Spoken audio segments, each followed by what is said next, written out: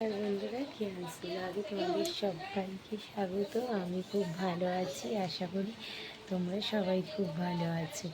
তো বৃষ্টির দিনে একটু চাউমিন খেতে ইচ্ছা করলো, তো চলো চাউমিন করে নিই। আমি কীভাবে চাউমিন করি তোমাদের সাথে একবার শেয়ার করে নিই। এদিকে চাউমিনের জন্য গরম জল বসিয়ে দিয়েছি, জলটা বসিয়ে দিয়ে ওইদিকে চাউটা রেখে দিয়েছি একটা।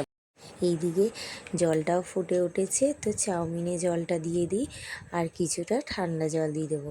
আর জলের মধ্যে সামান্য তেল আর নুন দিয়ে দিয়েছি। ওইদিকে চাউমিনটা ভিজিয়ে দিয়েছি আর এইদিকে কড়াইতে তেল দিয়ে দিয়েছি। চাউমিনটা এদিকে হচ্ছে, ততক্ষণ আমার আলুটা ভাজা হয়ে যাবে।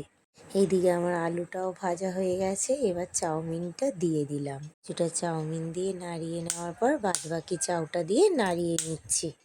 আজ বৃষ্টি হয়েছে তাই সন্ধ্যায় একটু চাউ বানিয়ে নিলাম।